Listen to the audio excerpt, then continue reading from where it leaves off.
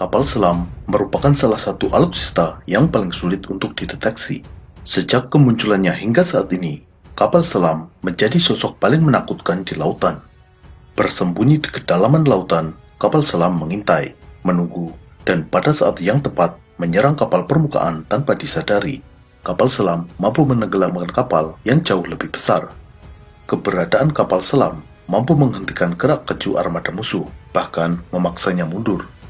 Dalam video ini, kita akan mengulas seluk-beluk tentang kapal selam, mulai dari sejarah, teknologi, fungsi strategisnya dalam militer, hingga kapal selam yang dimiliki oleh Indonesia. Kita mulai dari sejarah kapal selam. Desain, pengembangan, dan percobaan untuk membuat kapal selam telah dimulai sejak abad ke-17, mulai dari hanya sekedar desain hingga pembuatan kapal selam yang dioperasikan dengan tenaga manusia hingga tenaga mesin. Pada tahun 1864, dalam Perang Saudara Amerika, kapal selam konfederasi yang bernama Hanley berhasil menenggelamkan kapal USS Housatonic. Hanley sendiri adalah kapal selam yang dioperasikan dengan tenaga manusia. Kapal ini juga bukan sepenuhnya kapal selam, karena tidak mampu benar-benar menyelam. Hanya sebagian besar badan kapal terbenam di air. Kapal selam pertama yang berhasil benar-benar menyelam adalah Submarine Explorer pada tahun 1886. Kapal selam mulai digunakan secara luas mulai awal abad ke-20.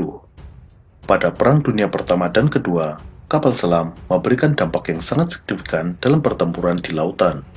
Jerman menggunakan kapal selam yang diberi nama Unterseeboot yang berarti underwater boat, disingkat U-boat, atau dalam bahasa Inggris dilafalkan U-boat. Selama Perang Dunia Pertama, U-boat milik Jerman menenggelamkan lebih dari 5.000 kapal sekutu, baik kapal perang maupun kapal dagang. Dalam Perang Dunia Kedua, 3.000 kapal sekutu terdiri dari 175 kapal perang dan 2.825 kapal dagang ditenggelamkan oleh U-boat Jerman. Meskipun di akhir perang, Jerman juga kehilangan 70% armada kapal selamnya. Pada saat Perang Falkland atau Perang Malvinas, kapal selam Inggris HMS Conqueror berhasil menenggelamkan kapal jelajah Argentina yang bernama General Belgrano. Setelah kejadian ini, Argentina menyadari bahwa mereka tidak memiliki kemampuan mendeteksi kapal selam. Hal ini memaksa Argentina menarik mundur seluruh kapal perangnya dari medan pertempuran. Hanya kapal selam Argentina yang tetap berada di lautan. Pada masa Perang Dingin, meskipun Amerika Serikat dan Uni Soviet tidak pernah berperang secara terbuka, namun di kedalaman lautan, kapal-kapal selam kedua pihak saling menyusup, mencari, dan mengejar. Selama periode Perang Dingin, Amerika kehilangan 2 kapal selam nuklir, dan kapal selam Uni Soviet yang hilang atau tenggelam setidaknya 4 kapal. Kapal selam mampu terapung dan menyelam ke kedalaman. Kemampuan ini diperoleh dengan mekanisme tangki balas atau pemberat. Saat terapung, tangki ini berisi udara, sehingga daya apung kapal selam berada dalam daya apung positif. Ketika akan menyelam, udara dalam tangki balas dipindahkan ke tangki kompresor, sehingga tangki balas terisi air laut. Kapal berada dalam daya apung negatif, sehingga mampu menyelam. Jika akan naik kembali, udara dari kompresor dipindahkan lagi ke tangki balas, sehingga air keluar digantikan udara. Kapal pun mengapung kembali. Tetapi, realitas sebenarnya tidak sesederhana itu. Faktor tekanan hidrostatik, perbedaan kadar garam di permukaan dan kedalaman laut yang berakibat perbedaan massa jenis, dan faktor-faktor lainnya, membuat kapal selam selalu berada dalam kondisi equilibrium yang tidak stabil, bisa mengapung atau tenggelam tanpa diinginkan. Untuk itu, untuk menjaga kestabilan ini, terdapat tangki kontrol kedalaman. Tangki ini bekerja terus-menerus memasukkan dan membuang air untuk menjaga kestabilan kapal selam. Lambung kapal selam terdiri dari 2, yaitu lambung bagian luar dan lambung bagian dalam. Lambung bagian luar merupakan lambung yang tidak kedap air. Fungsinya, salah satunya adalah memberikan bentuk yang hidrodinamis untuk mengurangi drag atau hambatan. Dengan bentuk hidrodinamis ini, kapal selam bisa melaju lebih mudah di dalam air. Sementara lambung bagian dalam merupakan lambung yang kedap air, yang memisahkan antara interior kapal selam di mana awak kapal selam berada dengan lingkungan luar kapal yang berupa air. Awak kapal selam berada dalam interior dengan udara bertekanan sama dengan atmosfer, sedangkan di luar terdapat air di kedalaman laut dengan tekanan sangat tinggi. Perbedaan tekanan yang besar ini menuntut struktur lambung kapal selam yang sangat kuat. Jika ada kesalahan, baik dari perancangan, material, atau proses pembuatan, maka kapal selam bisa berpotensi remuk terkena tekanan air yang sangat besar. Untuk itu, kapal selam menggunakan material khusus. Kapal selam Indonesia yang dibeli dari Korea Selatan menggunakan material baja HY100. Baja ini memiliki kekuatan 3 kali lipat dibandingkan baja untuk kapal konvensional. Untuk memaksimalkan kekuatan agar tekanan merata, lambung bagian dalam kapal selam harus memiliki penampang berbentuk lingkaran sempurna. Pembuatan kapal selam kelas Cangpuku dengan diameter 6,3 meter, penampangnya berbentuk lingkaran dengan toleransi error maksimal 0,2 mm. Hal ini membutuhkan teknologi manufaktur yang sangat presisi. Untuk itu, pembelian kapal selam oleh Indonesia salah satunya adalah dalam rangka memperoleh transfer teknologi pembuatan kapal selam. Saat ini, ada dua tipe utama kapal selam yang digunakan oleh militer, yaitu kapal selam diesel elektrik dan kapal selam nuklir. Kapal selam nuklir menggunakan reaktor nuklir sebagai sumber tenaga penggerak. Reaktor nuklir ini memanaskan air dan merubahnya menjadi uap bertekanan tinggi. Tekanan uap ini menggerakkan turbin uap. Putaran turbin uap bisa digunakan secara langsung untuk memutar baling-baling kapal, juga digunakan untuk memutar generator sehingga menghasilkan listrik. Bahan bakar reaktor nuklir dapat digunakan secara terus-menerus 20-30 tahun. Oksigen dan air bersih dapat dihasilkan dari pemrosesan air laut. Oksigen dihasilkan dengan proses elektrolisis yang memisahkan oksigen dan hidrogen dari molekul air. Sedangkan air tawar diperoleh melalui pemrosesan air laut dengan reverse osmosis. Satu-satunya yang membatasi durasi menyelam kapal selam nuklir adalah suplai bahan makanan. Kapal selam nuklir mampu beroperasi terus-menerus di dalam lautan selama 6 bulan. Kapal selam diesel elektrik menggunakan mesin diesel saat di permukaan dan baterai saat menyelam. Karena menggunakan baterai, kapal selam diesel elektrik secara berkala harus naik ke permukaan untuk menyalakan mesin diesel dalam rangka mengisi baterai. Memang, kapal selam ini tidak perlu benar-benar muncul ke permukaan, namun bisa tetap menyelam beberapa meter di bawah permukaan dan menggunakan snorkel untuk suplai udara. Meskipun dengan keterbatasan durasi menyelam, kapal selam diesel elektrik memiliki keunggulan dalam hal stealth. Ketika menyelam dan beroperasi dengan tenaga baterai, kapal selam ini sangat senyap. Ini berbeda dengan kapal selam nuklir, di mana saat menyelam, pompa pendingin reaktor dan mesin turbin uap menghasilkan suara yang sangat berisik. Sehingga kapal selam diesel elektrik jauh lebih sulit dideteksi daripada kapal selam nuklir. Di kedalaman samudera, tidak memungkinkan untuk melihat secara visual. Untuk itu, kapal selam dilengkapi dengan berbagai sensor sebagai inderanya. Sensor utama kapal selam berupa sonar, Sound Navigation Ranging. Perangkat ini menggunakan gelombang suara untuk mendeteksi objek baik di permukaan maupun di kedalaman. Penggunaan sonar ini dikarenakan di dalam air, radar tidak dapat digunakan secara efektif. Gelombang radar diserap oleh air, sehingga jangkauan deteksinya di dalam air sangat terbatas. Sedangkan gelombang suara mampu merambat sangat baik di dalam air. Kecepatan rambat gelombang suara di dalam air 4 kali lipat lebih cepat dibandingkan di udara. Ada dua jenis sonar, yaitu sonar aktif dan sonar pasif. Sonar aktif memancarkan gelombang suara. Gelombang suara ini dipantulkan oleh objek lain. Pantulan gelombang suara ini kemudian ditangkap kembali oleh sensor pada kapal selam. Jeda waktu antara gelombang suara dipancarkan dan diterima digunakan untuk menghitung jarak objek tersebut. Frekuensi suara yang dipancarkan oleh sonar aktif umumnya adalah frekuensi suara yang dapat didengar manusia, dan suara ini sangat keras. Para penyelam yang kebetulan bertemu dengan kapal selam merasakan suara sonar ini menyakitkan telinga mereka. Sedangkan sonar pasif tidak memancarkan apapun. Sonar pasif ini mendengarkan suara yang dihasilkan oleh objek-objek di lautan. Sumber suara ini misalnya berasal dari getaran mesin kapal, riak air dari gerakan kapal, hingga suara kru kapal maupun kapal selam. Kapal selam modern dilengkapi dengan beberapa sonar sekaligus untuk mendeteksi objek yang berbeda. Sonar utama merupakan sonar panoramik. Sonar ini mendeteksi objek-objek di luar kapal selam. Kemudian, sonar pendeteksi ranjau untuk mendeteksi adanya ranjau laut yang dipasang oleh musuh, sehingga kapal selam dapat menghindar dari melewati area yang dipasangi ranjau laut. Active Ranging Sonar merupakan sonar aktif yang memancarkan gelombang suara untuk mendeteksi objek di lautan, utamanya kapal musuh sebagai target. Ship Noise Measurement yang mengukur kebisingan dari kapal selam itu sendiri. Kapal selam yang terlalu bising berpotensi dideteksi oleh musuh. Passive Ranging Sonar yang mengukur jarak ke target. Flank Array Sonar untuk mendeteksi target dengan frekuensi rendah pada jarak menengah. Intercept Passive Sonar mendeteksi gelombang sonar yang dipancarkan oleh musuh dan mendeteksi posisi sumber sonar tersebut. Thought Array Sonar yang mendeteksi target jarak jauh. Persenjataan utama kapal selam adalah torpedo. Torpedo ini digunakan untuk menyerang baik kapal permukaan maupun kapal selam musuh. Torpedo diluncurkan dari kapal selam dan bergerak mencari sasaran. Ada jenis torpedo yang dikendalikan dari kapal selam maupun torpedo dengan sistem fire and forget yang dilengkapi dengan perangkat sonar. Ada pula gabungan keduanya. Saat diluncurkan, torpedo terus-menerus dikendalikan oleh sistem pada kapal selam. Antara kapal selam dan torpedo yang ditembakkan dihubungkan dengan kabel. Kabel ini bisa berupa kabel tembaga maupun kabel fiber optik.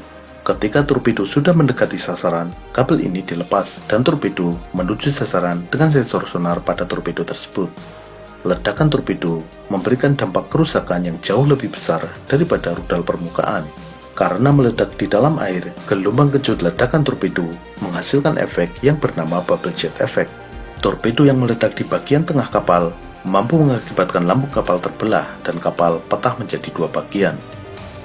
Selain torpedo, kapal selam juga dapat digunakan untuk membawa peluru kendali, baik rudal balistik maupun rudal jelajah.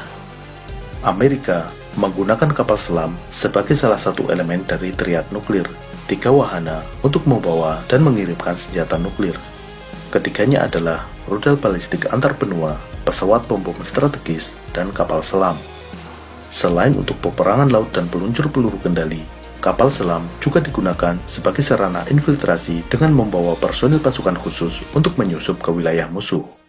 Karena perannya yang sangat strategis, Indonesia sebagai negara kepulauan mutlak membutuhkan armada kapal selam untuk menjaga kedaulatan perairan Nusantara.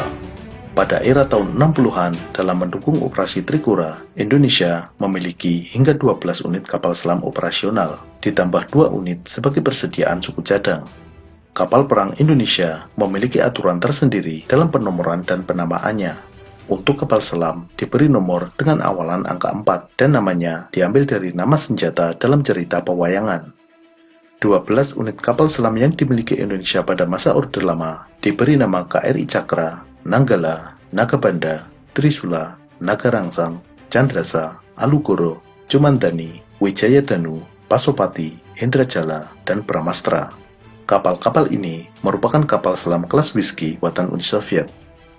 Meregangnya hubungan Indonesia dengan Uni Soviet setelah tahun 1965 membuat kapal selam ini kesulitan suku cadang dan akhirnya dipensiunkan tahun 1970. Indonesia pun mengalami kekosongan armada kapal selam. Pada tahun 1997, Indonesia memesan 2 kapal selam. Kapal selam tersebut merupakan tipe 209-1300 buatan Howaldtswerke dari Jerman. Kapal selam pesanan Indonesia tersebut akhirnya selesai dalam 4 tahun dan diluncurkan pada tahun 1981. Selama puluhan tahun, Indonesia hanya mengoperasikan 2 unit kapal selam tersebut. Baru pada tahun 2011, Indonesia melakukan penambahan inventaris kapal selamnya dengan menandatangani kontrak pembelian kapal selam sebanyak 3 unit dari Korea Selatan. Kapal selam ini dibuat oleh Daewoo Shipbuilding and Marine Engineering atau DSME. Kapal selam pertama selesai dikerjakan tahun 2015, diluncurkan tahun 2016, dan resmi bertugas di TNI Angkatan Laut mulai 2 Agustus 2017. Kapal ini diberi nama KRI Nagapasa dengan nomor lambung 403.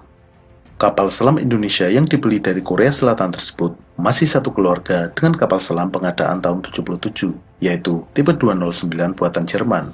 Hanya saja, yang ini adalah tipe 209-1400, sedangkan kapal selam kelas Cakra adalah tipe 209-1300.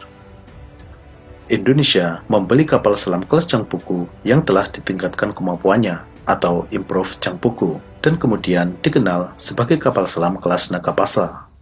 Kapal selam kelas Nagapasa merupakan kapal kelas Changpuku yang telah dikembangkan dengan penambahan beberapa perangkat. Perangkat yang ditambahkan pada kapal selam kelas Nagapasa diantaranya perangkat sonar GSU-90, Sonar buatan Atlas Elektronik ini merupakan sonar aktif dan pasif yang terintegrasi, juga memiliki kemampuan tracking sasaran secara otomatis. Perangkat lain yang disematkan adalah RISM atau Radar Electronic Support Measurement yang bernama Pegaso buatan Indra Sistema dari Spanyol. Kapal selam ini menggunakan periskop buatan Hensoldt dari Jerman, terdiri dari periskop Zero 400 dan perangkat optikal elektronik OMS 100. Untuk mengecoh torpedo lawan, kapal selam kelas Nagapasa menggunakan pengecoh torpedo Zuka buatan Aselsan dari Turki. Untuk persenjataan, kapal selam ini dilengkapi dengan peluncur torpedo berdiameter 53 cm. Peluncur torpedo ini bisa meluncurkan torpedo 53 cm atau 21 inch, semisal torpedo Black Shark atau IGSUT-264. Torpedo yang sudah dipasang adalah torpedo Black Shark buatan Italia. Kapal selam ini juga dapat membawa rudal anti kapal permukaan, semisal rudal Harpoon. Dalam pembelian kapal selam dari Korea ini juga terdapat proses alih teknologi. Pada proses pembuatan kapal selam KRI Nagapasa 403 dan KRI Arda Dedali 404, teknisi dari PT PAL dikirim ke Korea untuk mempelajari dan ikut dalam proses pembuatan kapal selam tersebut. Pembuatan KRI Alugoro, modul kapal selam, dibuat di Korea Selatan dengan tetap melibatkan teknisi dari Indonesia. Kemudian, modul-modul tersebut dikirimkan untuk dirakit di Indonesia di PT PAL. Setelah 3 unit kapal selam rampung, Indonesia memesan 3 kapal selam lagi dari Korea Selatan. Dalam kontrak pengadaan tahap 2, untuk kapal pertama terdiri dari 6 modul, 4 modul dibuat di Korea dan 2 dibuat di Indonesia. Kemudian, modul-modul tersebut akan dirakit di Korea. Kapal kedua, Indonesia akan membuat 4 modul dan Korea 2 modul. Lalu, modul-modul ini akan dirakit di Korea. Sedangkan untuk kapal selam ketiga, seluruh modul akan dibuat di PT PAL Indonesia, lalu proses perakitan juga dilaksanakan di PT PAL, sehingga nantinya kapal ketiga ini akan dibuat di Indonesia secara keseluruhan. Pengadaan 3 kapal selam batch kedua ini direncanakan akan selesai tahun 2026. Artinya, pada tahun 2026, Indonesia akan mengoperasikan 8 unit kapal selam. Saat ini, Indonesia memiliki 5 unit kapal selam, terdiri dari 2 unit kelas Cakra, yaitu KRI Cakra 401 dan KRI Nanggala 402. 3 unit kelas Nagapasa, yaitu KRI Nagapasa 403, KRI Arda Dedali 404, dan KRI Alugoro 405. Kapal selam kelas Nagapasa memiliki bobot 1.400 ton dengan panjang 61,3 meter.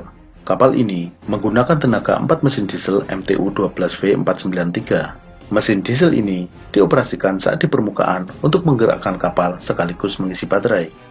Ketika menyelam, baterai tadi digunakan sebagai sumber tenaga.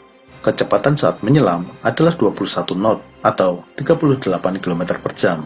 Kapal selam kelas Nagapasa mampu mengangkut 40 orang, termasuk kru dan personel pasukan khusus.